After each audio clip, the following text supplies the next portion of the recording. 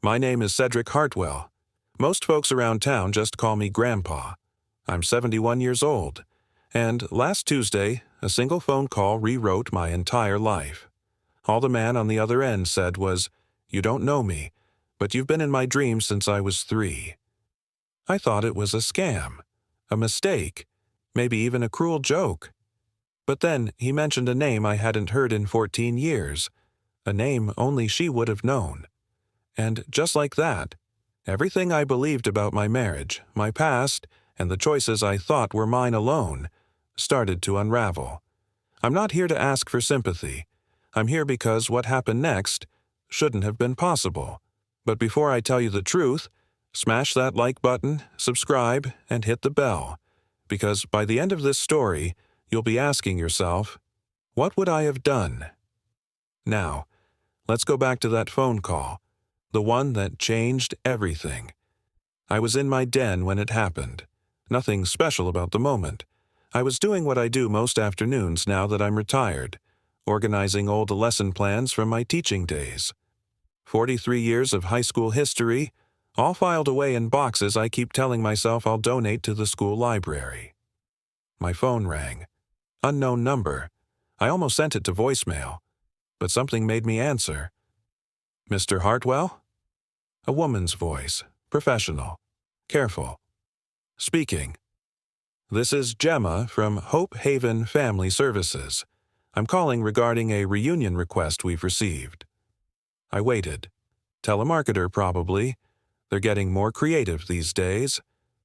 A 32-year-old man named Nolan has initiated contact through our registry. According to our records, your wife Linda gave birth to him in March of 1992 and placed him for adoption through our agency. I actually laughed, out loud, like she just told me the most absurd joke I'd ever heard. Ma'am, I think you've got the wrong number. My wife and I never had children. She didn't pause, didn't stumble. Mr. Hartwell, I understand this is unexpected, but our records show Linda Margaret Caldwell, that's your wife's maiden name, correct?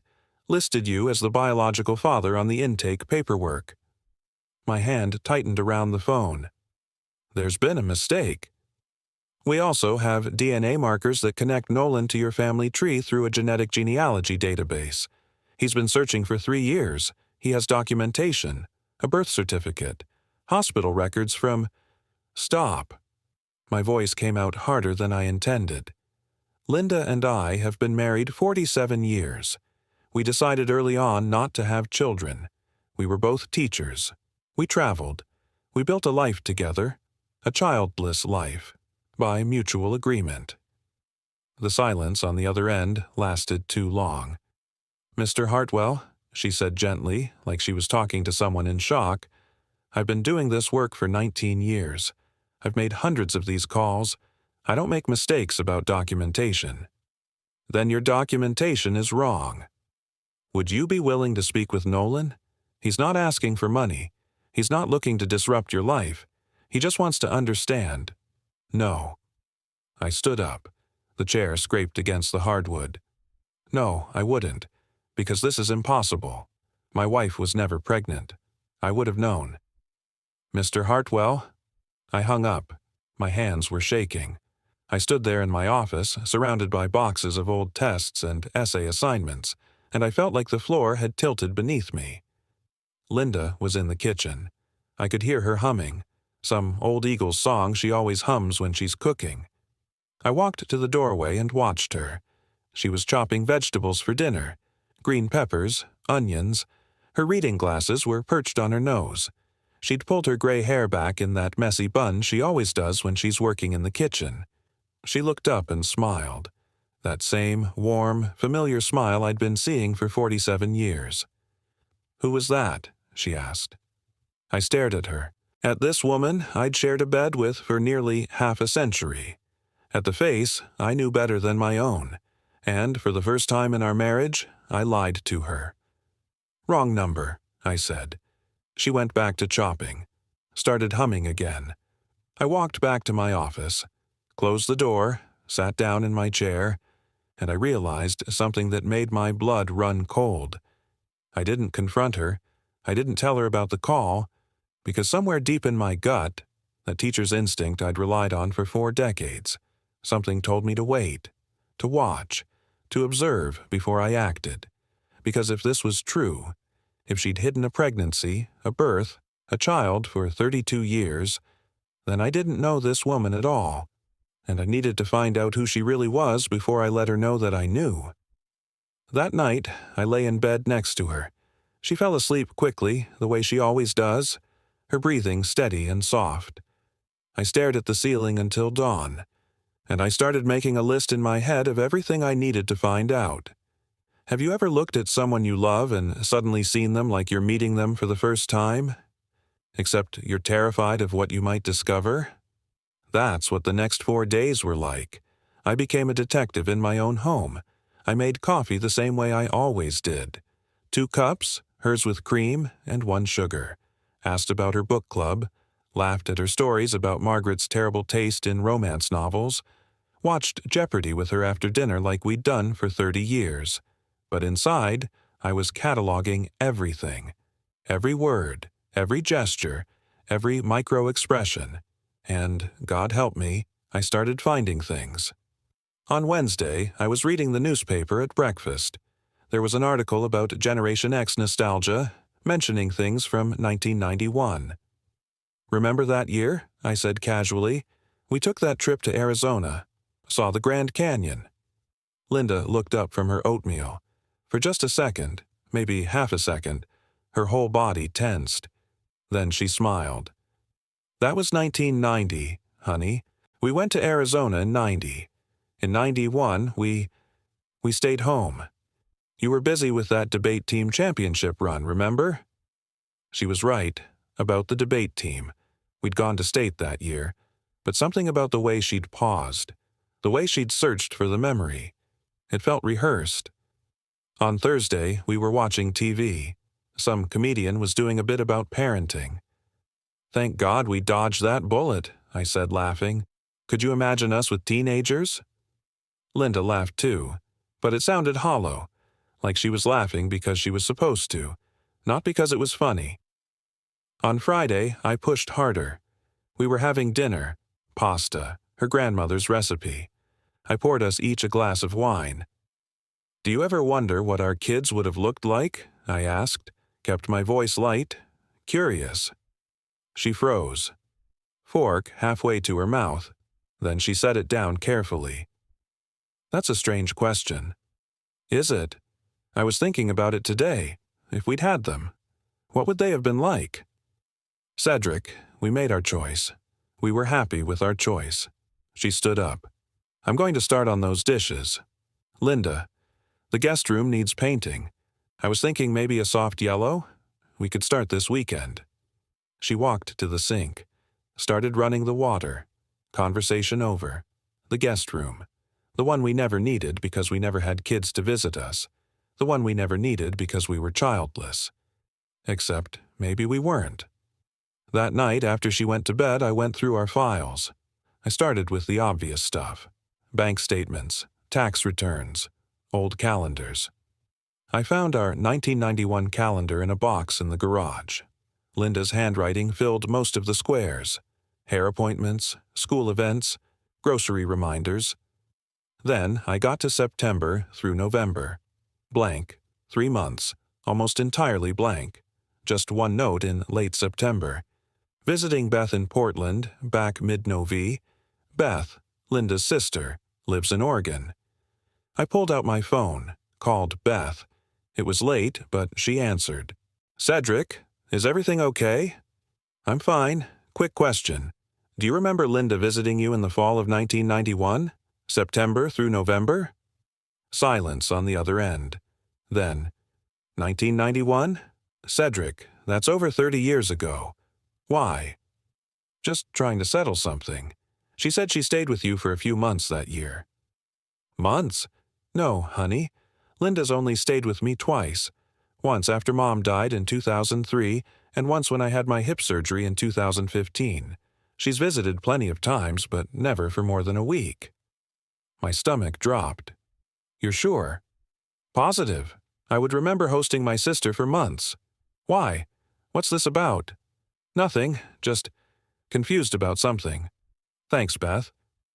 I hung up before she could ask more questions. Linda had lied about where she was. For 3 months. In 1991, 9 months before March 1992, when Nolan was born. I went back to the office, started going through our bank statements more carefully. And that's when I found it. A monthly automatic transfer. $200, starting in January 2012. Still going. Account name, HH Services, Hope Haven Services, the adoption agency. My hands started shaking. I had to put the papers down. Linda had been paying them. For 12 years. $200 a month. For what? I called the bank the next morning. Told them I was reviewing our accounts, needed information about an automatic payment. The woman on the phone was efficient. Professional. That account is registered to Hope Haven Family Services. It appears to be a legacy account for ongoing consultation services. What kind of services? I'm not authorized to disclose that, sir. You'd need to contact them directly. I thanked her, hung up, sat there in my office, this room where I'd graded thousands of student essays, where I'd planned lessons about the American Revolution and the Civil Rights Movement, where I'd spent countless quiet evenings reading while Linda knitted on the couch nearby. Everything I thought I knew was a lie. That evening, Linda made dinner. Pot roast, my favorite. She was humming when I came into the kitchen. "Smells amazing," I said. "It's ready in 10 minutes. Can you set the table?" "Of course." I got the plates, the silverware, set 2 places. And I looked at the woman I'd loved for 47 years, and I realized I had no idea who she was. I called Gemma back on Monday morning. Linda had gone to her water aerobics class. She goes every Monday and Thursday at 10. I knew I had at least 90 minutes. "Mr. Hartwell," Gemma said when she answered. She sounded surprised. "I didn't expect to hear from you." "I need to meet him," I said. "Nolan, but I don't want my wife to know. Not yet." She was quiet for a moment. "Are you sure?" "I need to understand what's happening before I talk to her. Can you arrange it?" "Of course. When would you like to meet?"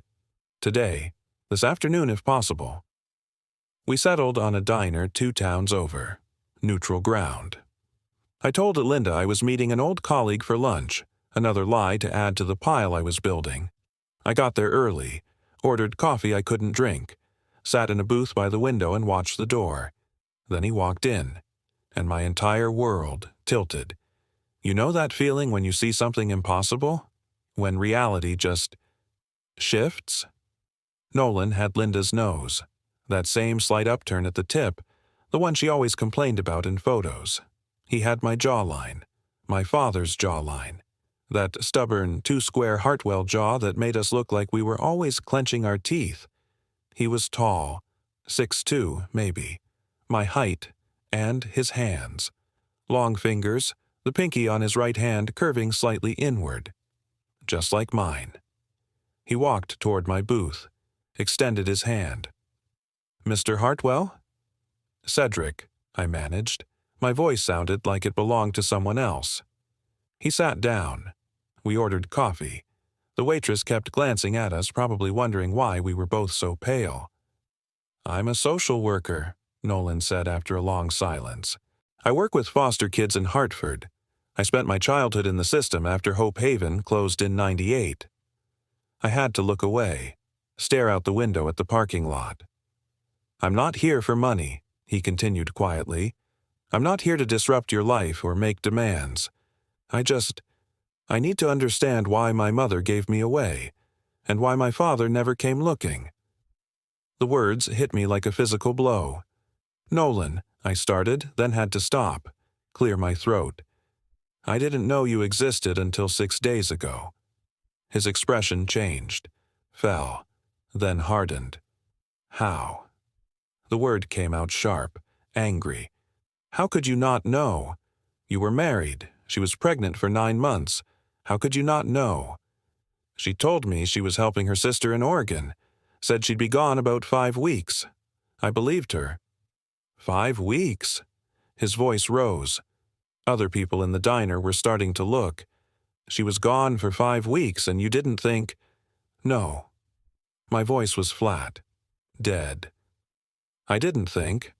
Because in 47 years of marriage, she'd never given me a reason not to trust her. Not once.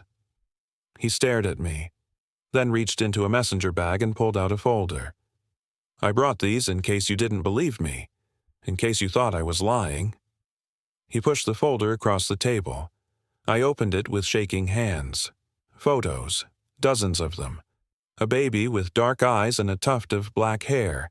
A toddler in overalls, laughing at something off camera. A gangly kid, maybe 10, holding a basketball. A teenager in a cap and gown. A young man in a tuxedo, arm around a beautiful woman with dark skin and kind eyes. "That's Raina," Nolan said, pointing to the wedding photo. "My wife. We've been married 8 years." I kept flipping. More photos. A little boy with Nolan's eyes. A little girl with Linda's nose. "Warren and Ingrid," Nolan said softly. "Your grandchildren." The words broke something in my chest. I was about to close the folder when I saw one more thing at the bottom. A letter. Handwritten. The paper looked expensive. Cream-colored. I pulled it out. "Dear Nolan, it was wonderful seeing you again yesterday. Warren is getting so big. He has your smile, you know. And little Ingrid is such a spitfire. She reminds me of my mother at that age. Thank you for letting me be part of their lives, even in this small way. I know I don't deserve it. I know I gave up that right 32 years ago. But being with you, with them, it's the greatest gift you could have given me. I'll see you again in June, as we discussed. With love. Linda." The date at the top, March 14th, 2019, 5 years ago. I read it again, then again. The words kept blurring. "She's been visiting you?" My voice cracked. "For how long?" 5 years, Nolan said quietly. "She found me through a private investigator in 2019. Reached out through Gemma. We've been meeting quarterly, sometimes more often." "Quarterly?" "Coffee shops, parks. She's been to our house twice. She's met Raina. She's held Warren and Ingrid. She brings them birthday presents." I couldn't breathe. The diner felt too small, too hot. "She's played grandmother to them," I said slowly, while telling me we were childless. "I didn't know she hadn't told you," Nolan said. "I swear, Mr. Hartwell, Cedric, I thought you knew. I thought maybe you just didn't want to meet me, that you'd moved on." "Moved on." I laughed. It sounded bitter even to my own ears. "From a son I didn't know I had?" I stood up. The room spun. "I need to go." "Cedric, wait." "I need to go," I repeated. I threw money on the table. Too much. I didn't care. I walked out, got in my car, sat in the parking lot with my hands gripping the steering wheel. Linda had been living a double life.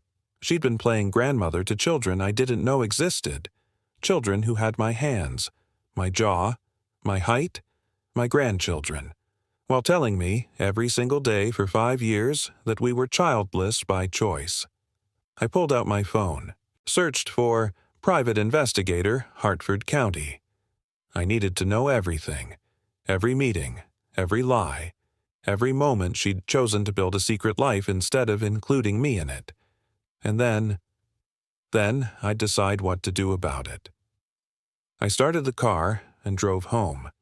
Linda was in the garden when I pulled up. She waved, smiled, that same warm, familiar smile. I waved back and started planning.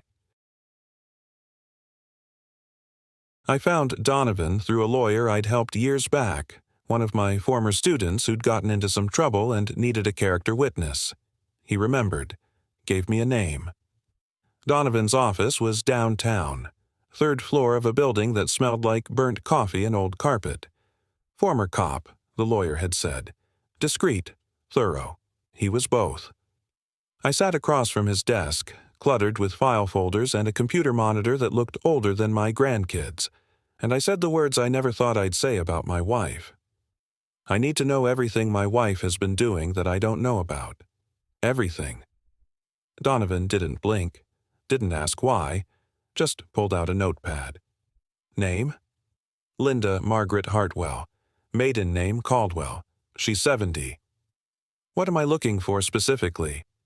Meetings, travel, contacts, anyone she's been seeing regularly that I don't know about.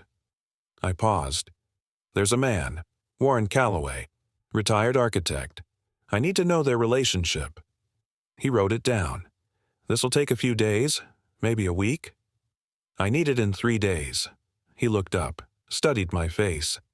That'll cost more. I don't care what it costs. He nodded. You'll have it Thursday. I paid him half up front, cash, drove home, made dinner with Linda like nothing was wrong. We watched the news. She fell asleep on the couch during Wheel of Fortune. I covered her with a blanket and went to my office.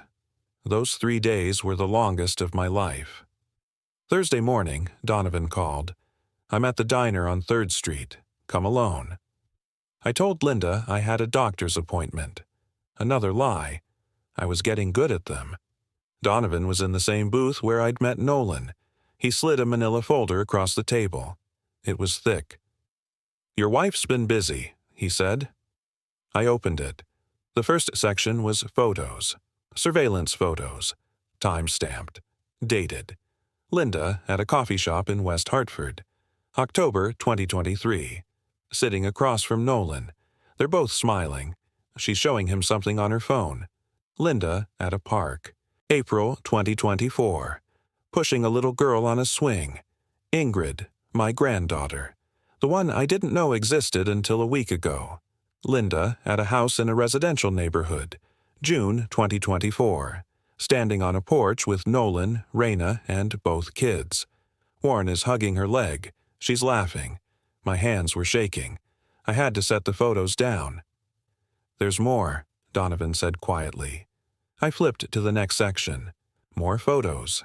Different person. Linda at an upscale restaurant. February 2024. Sitting across from a man in his early 70s. Silver hair, expensive suit. They're leaning toward each other. His hand is on hers. Linda walking through a botanical garden. May 2024. Same man. Walking close. His arm around her shoulders. Linda at a cafe. August 2024. Same man. She's laughing at something he said. He's looking at her the way you look at someone you've known intimately. That's Warren Calloway, Donovan said. Age 72.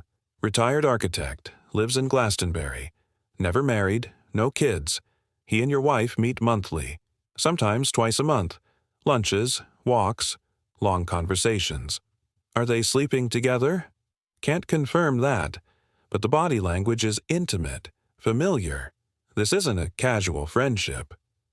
I stared at the photos, at this man touching my wife, at my wife smiling at him the way she used to smile at me. There's one more thing, Donovan said. He pulled out a single sheet of paper. Phone records. Your wife has a second phone. Burner phone. Prepaid. She keeps it in her car, in the glove compartment. How do you know that? He gave me a look that said, don't ask questions you don't want answered. I couldn't clone it, but I got the records. She texts Nolan regularly, calls Warren Calloway weekly. And there's this. He pointed to one text. Sender. Gemma. Hope Haven Services. Dated the day after Gemma first called me. Linda, he called. Cedric knows. What do you want me to do? The response from Linda's burner. Stall him. I need time. I read it 3 times. She knew, I said. My voice sounded hollow. From the moment Gemma called me, she's known this whole time. Looks like it. I closed the folder. Paid Donovan the rest of his fee plus a bonus. Thanked him. Drove to the park near our house. Sat on a bench. Stared at nothing. Linda had built an entire second life. She'd been a grandmother to my grandchildren for 5 years. Meeting them. Holding them. Watching them grow. While telling me we were childless. She'd been seeing Warren Calloway. Probably the same Warren she'd mentioned in passing once or twice over the years as an old college friend. meeting him monthly, touching him, laughing with him. And when I found out about Nolan, she'd immediately started covering her tracks. Coaching Gemma, buying herself time. She'd had days to tell me the truth, days to come clean. Instead, she'd smiled at me, made my coffee, asked about my day, while texting her son and her, what? Lover? Ex-lover? I pulled out my phone, called my lawyer, same one who'd given me Donovan's name. Richard, it's Cedric Hartwell. I need to revise my will. Can you fit me in tomorrow? Of course. What kind of changes? Complete revision. Everything goes to someone else. I'll explain tomorrow. That night, Linda made lasagna, my favorite. We ate at the kitchen table. You're quiet tonight, she said. I looked at her, studied her face, the face I'd woken up next to for 47 years. Just tired, I said. How's the doctor? It took me a second to remember my lie. Fine, just a checkup. Everything's normal. Good. She reached across the table, squeezed my hand. I worry about you. I squeezed back. I know. After dinner, I excused myself, said I had some reading to do, went to my office and closed the door. I pulled out my phone and texted Nolan. We'd exchanged numbers at the diner. How would you feel about staying with me for a while? You, Raina, and the kids. I have space, and I have 32 years to make up for. The response came 2 minutes later. Are you serious? Completely. When can you move in? We need to talk to Raina first, but soon. Maybe next week? Perfect. I'll get the rooms ready. I set the phone down, looked around my office. Linda wanted to keep her double life, wanted to have me and Nolan and Warren. But I was done letting her choose. Now it was my turn. I waited until Friday night. I'd been planning it all week, thinking through exactly what I'd say, how I'd say it. I needed to be calm, controlled, because if I lost my temper, if I let the rage take over, I'd say things I couldn't take back. And I wanted her to hear every single word. We had dinner, grilled chicken, salad, normal Friday night meal.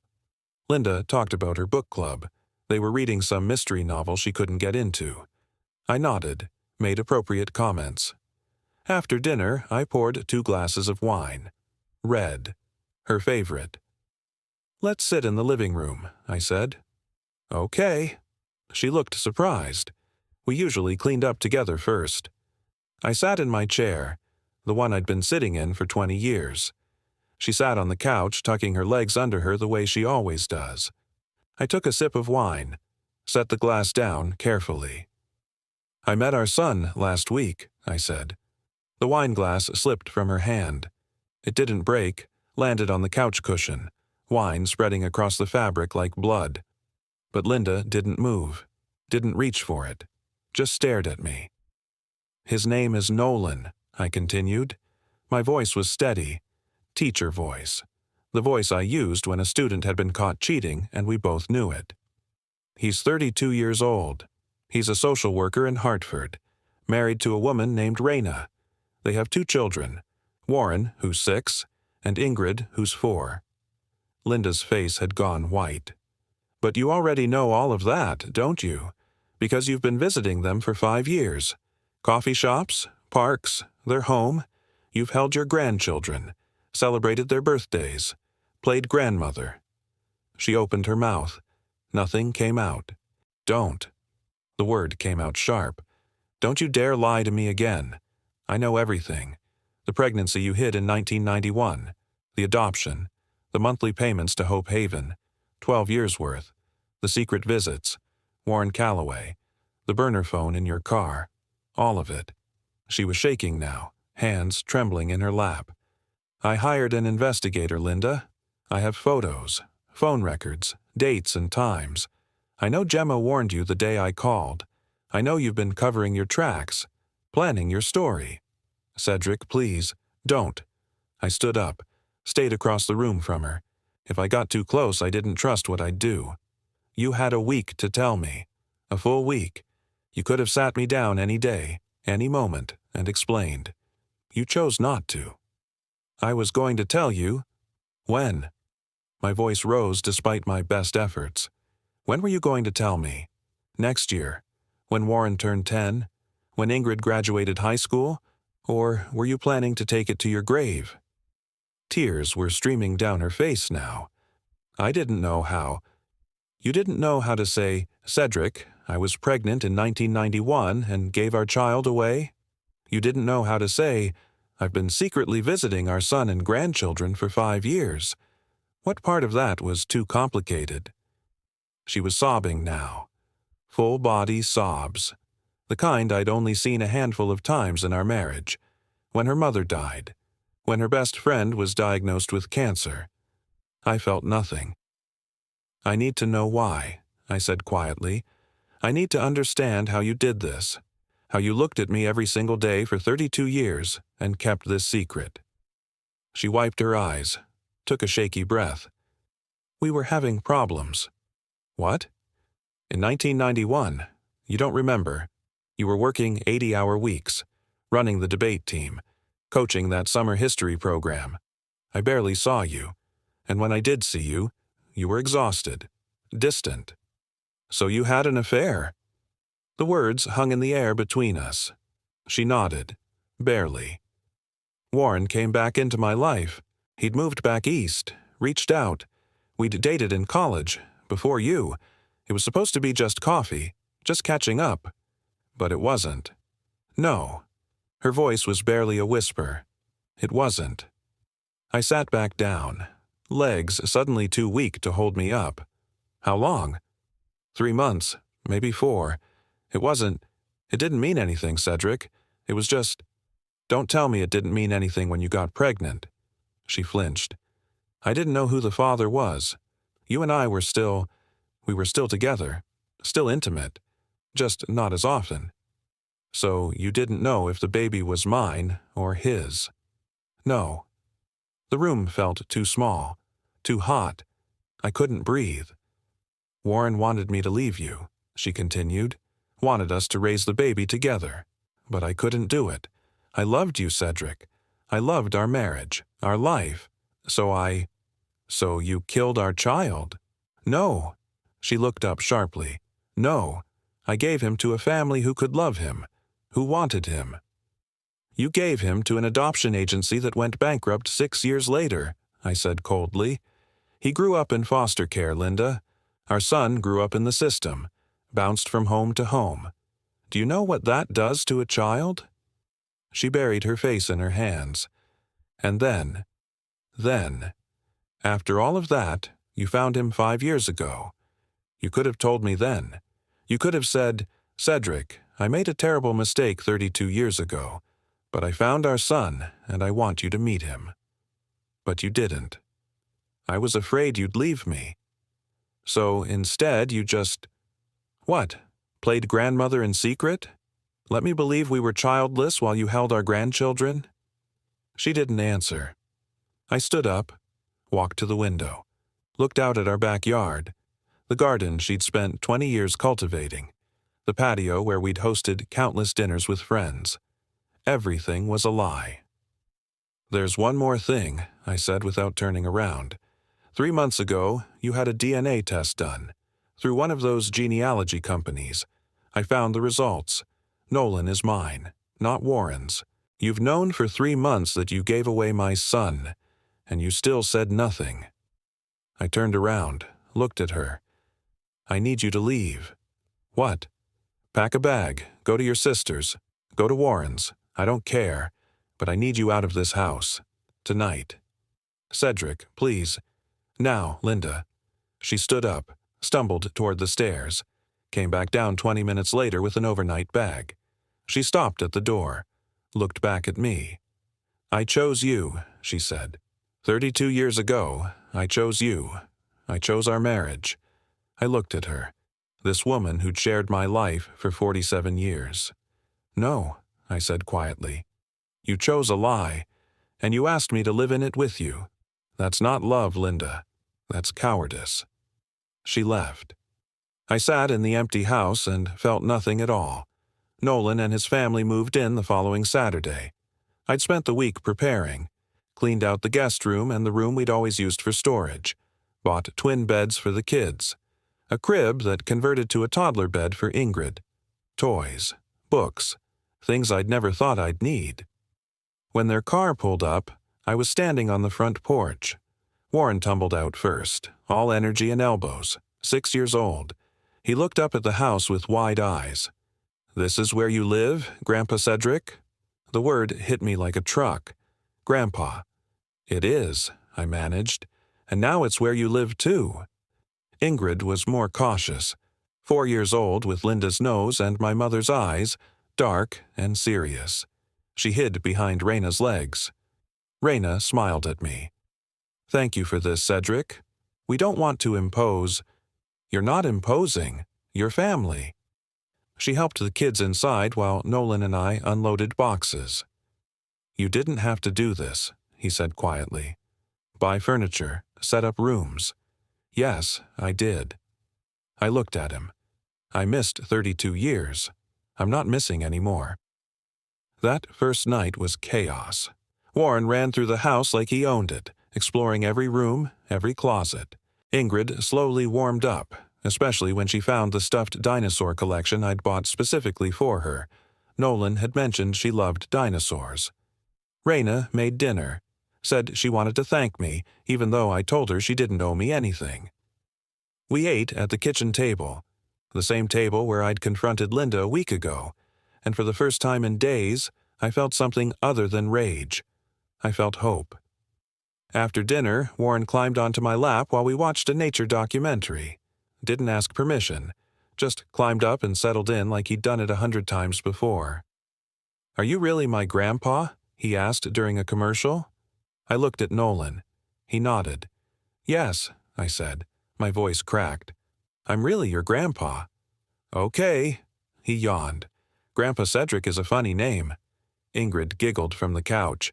"Grandpa Cedric is silly." And just like that, I had grandchildren. Real grandchildren. Living in my house, calling me Grandpa. The next morning, I called my lawyer. "Richard, it's Cedric. I want to finalize those changes to my will." "Already done. Everything goes to Nolan Hartwell and his descendants. Your wife gets nothing." "Perfect. One more thing. Can you handle a divorce?" Silence on the other end. Then, "Are you sure, Cedric?" "I've never been more sure of anything in my life." "I'll draw up the papers." I also made a few other calls. Linda's book club met at our house twice a month. I called Patricia, the organizer. "Patricia, it's Cedric. Listen, Linda and we're taking some time apart, so the book club will need to meet elsewhere for a while." "Oh, Cedric, I'm so sorry. Is everything—" "We're working through some things. Turns out we have a son we're reconnecting with. It's complicated." I didn't elaborate, didn't need to. Patricia would tell the others. The others would speculate. The story would spread. I did the same with our church group, our neighbors, Linda's garden club. I didn't trash her, didn't explain the details. Just mentioned casually that we were separated and I'd reconnected with a son I didn't know I had. Let them fill in the blanks. Let the gossip do the work. But the final call, the one I'd been dreading, I saved for Wednesday. I called Warren Calloway. He answered on the third ring. "Hello? Warren, this is Cedric Hartwell, Linda's husband. I think we should talk. If you're enjoying this story, hit that subscribe button right now. It's free, it takes 1 second, and it helps this channel grow so I can keep bringing you more unbelievable stories just like this one. Don't miss the next twist. Subscribe." We met at a coffee shop in downtown Hartford. Neutral territory. Public enough that we wouldn't make a scene. Warren was already there when I arrived, sitting at a corner table, looking nervous. He stood when I approached. "Cedric, thank you for meeting me." "Sit down, Warren." We sat, ordered coffee. The barista brought it over and we sat in uncomfortable silence. "I'm guessing you know," I said finally. He nodded. "Linda called me. She's staying with her sister. She told me everything." "Everything?" "About Nolan." about you finding out, about the separation. I took a sip of coffee. It was too hot. I didn't care. Did she tell you I know about you too? His face went pale.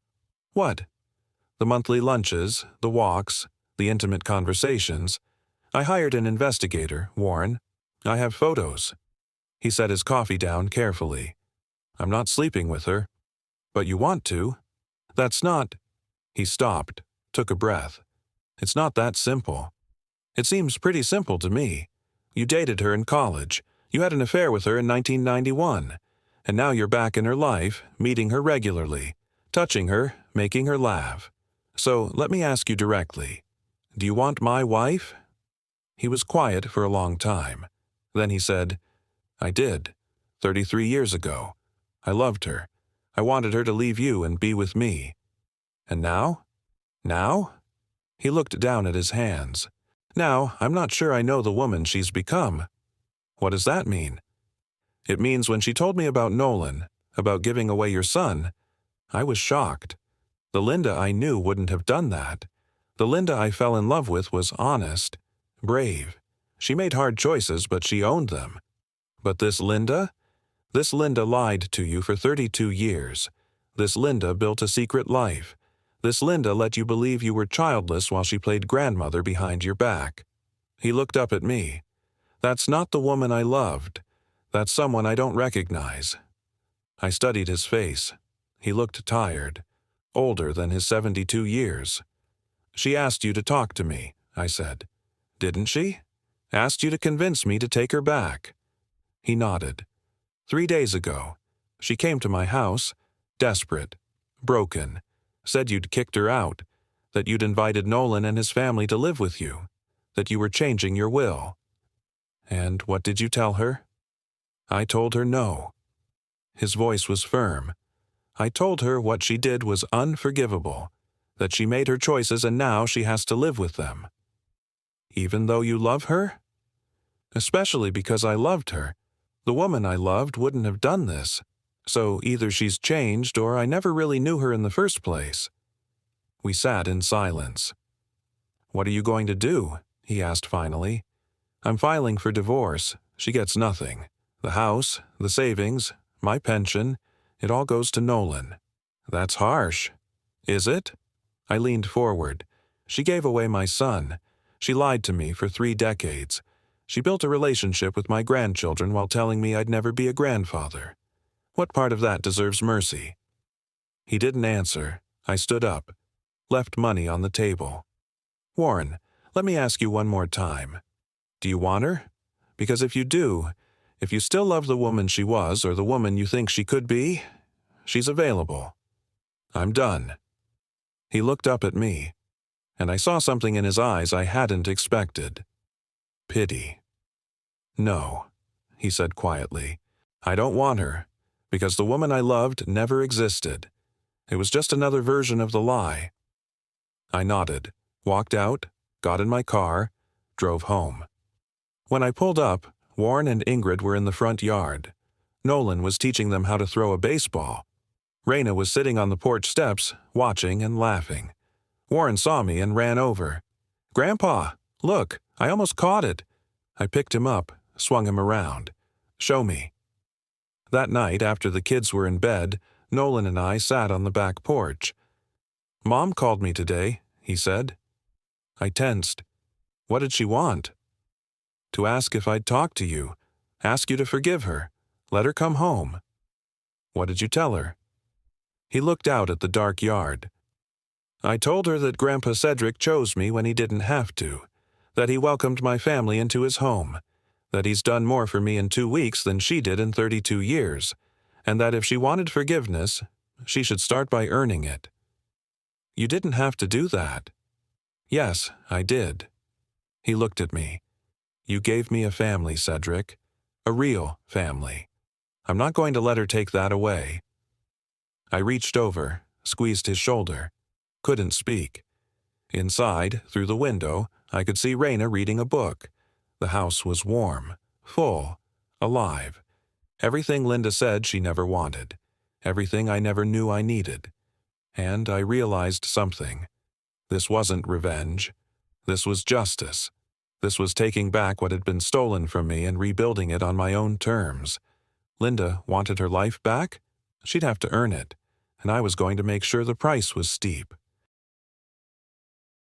The house became a home. That's the only way I can describe it. For 47 years, Linda and I lived in quiet, comfortable silence, books and crossword puzzles and the occasional dinner party. It was peaceful, orderly, but it wasn't alive. Now the house was chaos. Warren taught me how to play video games, some racing game where I kept driving into walls. He thought it was hilarious. So did I, honestly. Ingrid made me drawings, dozens of them. They covered the refrigerator, the hallway walls, my office door. Stick figures labeled Grandpa Cedric and me and Daddy. A whole family I never thought I'd have. Raina and I cooked together. She taught me her grandmother's jerk chicken recipe. I taught her my mother's apple pie. We'd talk while we worked, about Nolan, about the kids, about her nursing job. Real conversations. The kind where you actually listen instead of just waiting for your turn to speak. And Nolan and I built a treehouse. I'd always wanted to build one. Linda and I had this massive oak in the backyard, and I used to imagine kids climbing it. But we'd made our choice, or so I thought. So the tree just stood there, empty. Now, Nolan and I spent 3 weekends building a platform, walls, a rope ladder. Warren helped by handing us nails and telling us facts about trees he'd learned from nature documentaries. Ingrid supervised from below, shouting instructions that made no sense but that we followed anyway because it made her laugh. Every night before bed, Warren hugged me and said, "Good night, Grandpa Cedric." Every night, I felt a little more whole. Linda called, every few days at first, then daily, then multiple times a day. I didn't answer. She texted. Long messages about how sorry she was, how she'd made a mistake, how she wanted to explain properly, how she needed to see the grandchildren. I didn't respond. She emailed. She sent letters to the house. She even called Nolan directly, begging him to talk to me. He told her the same thing I would have. You had 32 years to include him. You chose not to. That's on you. Then, 3 weeks after she'd moved out, she showed up. It was a Sunday afternoon. Warm. Late September sun. I was in the backyard pushing Ingrid on the swing Nolan and I had installed the week before. Warren was up in the treehouse with Nolan, adding the finishing touches. A flag Warren had designed himself, all crooked stars and uneven stripes. Raina was on the porch, reading a book, some thriller she'd been telling me about. I heard the gate open, turned around, and there was Linda. She looked terrible, thinner than I'd ever seen her, dark circles under her eyes. Her hair, usually neat, carefully styled, was pulled back in a messy ponytail. She was wearing jeans and an old sweater I recognized from 10 years ago. She stopped when she saw me, saw Ingrid, saw the treehouse. Her face crumpled. Raina stood up immediately, walked down the porch steps and positioned herself between Linda and the kids. "You need to leave," Raina said. Her voice was quiet but firm. Nurse voice, the kind that doesn't negotiate. "Please," Linda said. She was looking at me now. "Cedric, please. I just want to talk. I want to—" "You need to leave," Raina repeated. "She's my granddaughter," Linda said, gesturing to Ingrid. "Those are my grandchildren. I have a right—" "No." Nolan climbed down from the treehouse. Warren stayed up top, watching with wide eyes. "You don't have rights. You gave those up 32 years ago. Nolan, please. And then you took them back in secret, without including the man who deserved to know he had a son. You don't get to show up now and make demands." Linda turned back to me, tears streaming down her face. "Cedric, I made a mistake. I know that. I'm sorry. I'm so sorry. But I love you. I love our life. Please, let me come home." I stopped pushing the swing. Ingrid looked up at me, confused by the crying lady. I walked over to Linda, stopped a few feet away. You're not sorry you lied, I said quietly. You're sorry you got caught. There's a difference. That's not true. You had 3 months to tell me after you got the DNA results. 3 months of knowing Nolan was my son. You said nothing. I was scared. You were selfish. The word hung in the air between us. Warren called down from the treehouse. Grandpa? Who's that lady? Linda looked up at him. Her grandson. The boy who had my jawline and her nose. The boy she'd held as a baby while keeping him secret from me. Her face broke completely. I looked at Warren, then back at Linda. Nobody important, I said. Linda made a sound, something between a sob and a gasp. She turned, stumbled toward the gate, disappeared around the side of the house. A minute later, I heard her car start. Drive away. Ingrid tugged on my pant leg. Why was she crying? I picked her up, held her close. She's just sad about something, sweetheart. It's okay. Okay. She hugged my neck. Can we swing more? Of course we can. That night, after the kids were asleep, my lawyer called. Cedric, Linda's attorney, contacted me. She's threatening to fight for the house, claiming you're punishing her for a mistake from decades ago. Her words. Let her try. She's also requesting visitation rights with Nolan's children. I was quiet for a moment. What does Nolan say? That's up to him, but legally she has no standing. She's not a legal guardian. She has no parental rights. Unless Nolan agrees, she has no case. Good. I hung up, told Nolan about the call. He shook his head. She doesn't get to waltz back in and play grandma when it's convenient. She should have thought about that before she gave me away. But I could see something in his eyes. Conflict. Pain. She's still your mother, I said quietly. Biologically. But Raina's mother has been more of a grandmother to my kids in 8 years than Linda was in 5 years of secret visits. He was right, but something told me this wasn't over. 2 months later, everything changed again. Linda's lawsuit went nowhere. Turns out, 32 years of documented lies, secret meetings, and a DNA test proving she'd hidden my child were pretty damning in court. Her lawyer withdrew. She was ordered to pay my legal fees. But she still didn't stop trying. She sent gifts to the house, toys for Warren and Ingrid that I returned unopened. She sent letters to Nolan at his work address, long, rambling apologies that he threw away without reading. She showed up at the house twice more. Both times Raina or I turned her away before she got past the gate. Then, in November, I got a call from Warren Calloway. Cedric, it's Warren. I almost hung up, but something in his voice stopped me. What do you want? I need to talk to you about Linda. She came to see me yesterday. That's not my problem. She's not doing well, Cedric. She's lost weight. She's not sleeping. She asked me to convince you to take her back. And? I told her no. I told her what she did was unforgivable, that I wouldn't help her with this. Then why are you calling me? Silence on the other end. Then, because I'm worried about her. Not as someone who wants to be with her, but as someone who knew her once, who cared about her. She's falling apart. She made her choices. I know, but Cedric, I think she's been punished enough. I hung up, but his words stayed with me. A week later, Linda showed up at the house again. This time, she didn't try to come inside, didn't call out to the kids, just stood at the gate, looking small and broken. I walked out to meet her. I'll sign whatever you want, she said before I could speak. Her voice was hoarse. The house, the money, the will, all of it. You can have everything. I'll disappear. I won't contact you again. I won't try to see Nolan. Then why are you here? Because I need to ask you one thing. Just one. And then I'll go. I waited. Let me see my grandchildren. Please, Cedric. Once a month. Supervised. You can be there the whole time. I need them to know me. Not for me. For them. They deserve to know their grandmother. You gave up that right 32 years ago. I know. Tears were streaming down her face.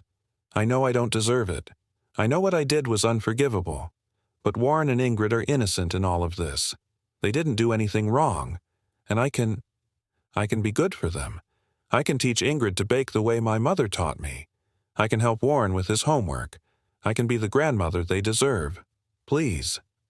I looked at this woman I'd loved for 47 years. This woman who'd lied to me, betrayed me, stolen 32 years of fatherhood from me. This woman who was now begging for scraps. That's not my decision, I said finally. It's Nolan's. I called him to the gate.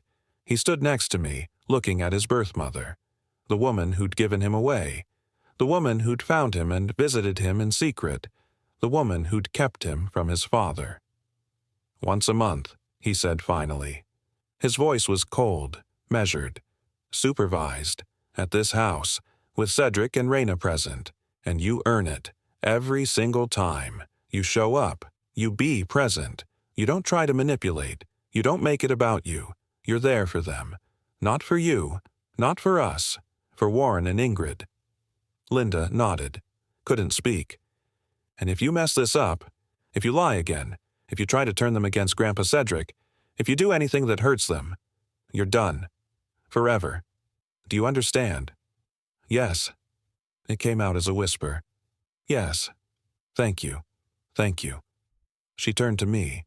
Thank you, Cedric. I didn't respond, just watched her walk to her car.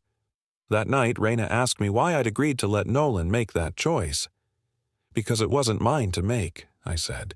She's his mother. Warren and Ingrid are his children. He gets to decide if she's earned a second chance. And if you had decided? I was quiet for a long moment. I don't know. Part of me wants to punish her forever. Part of me knows that's not fair to the kids. And part of you still loves her, Raina said gently. Part of me remembers loving her, before I knew who she really was. She squeezed my hand. That's not the same thing. No, I agreed. It's not. The first visit happened 2 weeks later. Linda arrived exactly on time. Knocked on the door instead of using her key.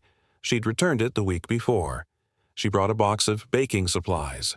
Flour, sugar, vanilla extract. All the things you need to make cookies. I thought Ingrid and I could bake together, she said quietly. If that's okay.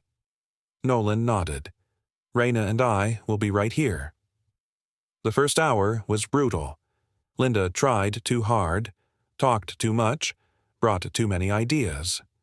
Ingrid hid behind Raina, shy and uncertain around this strange crying lady from weeks ago.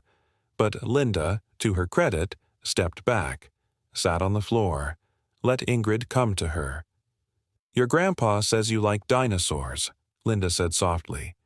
Ingrid peeked out, nodded. I used to work at a museum. Did you know that? A long time ago. We had a whole exhibit on dinosaurs. My favorite was the Triceratops. Mine too. Ingrid stepped out a little. They have 3 horns. They do. And they ate plants, not other dinosaurs. I know. Ingrid sat down next to Linda. Do you want to see my dinosaur drawings? I would love that. By the end of the visit, Ingrid had shown Linda her entire dinosaur collection. Warren had warmed up enough to tell Linda about the treehouse. Linda had asked genuine questions and listened, really listened, to the answers. When it was time to leave, Linda thanked Nolan, thanked me, got in her car, and left without making a scene. The second visit was easier. Linda taught Ingrid how to make sugar cookies. Simple recipe. Ingrid got flour everywhere. Linda laughed, genuinely laughed, and helped her clean up. Warren asked Linda to help him with a history project. She did. Talked to him about the Revolutionary War like she was having a conversation with a colleague, not talking down to a 6-year-old. By the third visit, Warren hugged her goodbye. By the fourth, Ingrid called her Grandma Linda. It wasn't forgiveness, not yet, maybe not ever, but it was something. The months passed. Fall turned to winter. We had Thanksgiving at the house, Nolan's family, Raina's parents, and, after much discussion, Linda. She sat at the far end of the table. Didn't try to take charge, didn't try to play host, just helped where she was asked and spent time with Warren and Ingrid. Warren's other grandmother, Raina's mother Gloria, sat at the other end. She and Linda were polite to each other, cordial. But Gloria made sure Warren and Ingrid knew who'd been there for them from the beginning. Christmas was similar. Linda was invited. She came. She brought modest gifts. She didn't overstep. Slowly, painfully slowly, something shifted. Not between Linda and me. That was still broken. Maybe permanently. But between Linda and the kids. They started to trust her, to look forward to her visits. And I realized something. This wasn't about Linda and me anymore. It was about Warren and Ingrid having a grandmother who showed up, who was present, who was learning to put them first. One evening in March, almost a year after that first phone call, I was in the backyard teaching Warren how to build a birdhouse. My hands over his hands, guiding the hammer, the way my father had done with me, the way I never got to do with Nolan. Inside, Linda was helping Ingrid with an art project. I could hear them laughing. It still hurt, but less than before. Nolan was grilling. Raina was setting the table. This wasn't the life I'd imagined at 71. It wasn't the quiet retirement Linda and I had planned. It wasn't the peaceful, childless life we'd chosen. But it was mine. The life I'd built from the wreckage of her lies. The life I'd chosen when I learned the truth. Linda came outside carefully. She'd learned to move through our new normal tentatively, always asking permission with her eyes. "Thank you," she said quietly, "for today, for letting me be here." I didn't smile, didn't soften. "You're here for them, not for me. I know, and not because you deserve it, because they deserve a grandmother who shows up." "I know that, too." She went back inside. That night, after everyone had gone to bed, I did something I'd been avoiding for months. I got out the family photo albums, the ones Linda and I had filled over 47 years of marriage. Vacations, holidays, quiet moments, a whole life documented in photographs. I looked at Linda's face in those pictures, young, smiling, the woman I thought I knew. Then I pulled out my phone, looked at the photos from today, Nolan and Raina, Warren and Ingrid, me and Linda, standing slightly to the side, not at the center, but in the frame. The next day, I took one of those new photos, all of us at Thanksgiving, and put it on the mantel, right in the center where everyone could see it. Nolan noticed. "That's a good picture." "It is. She's in it." "I know."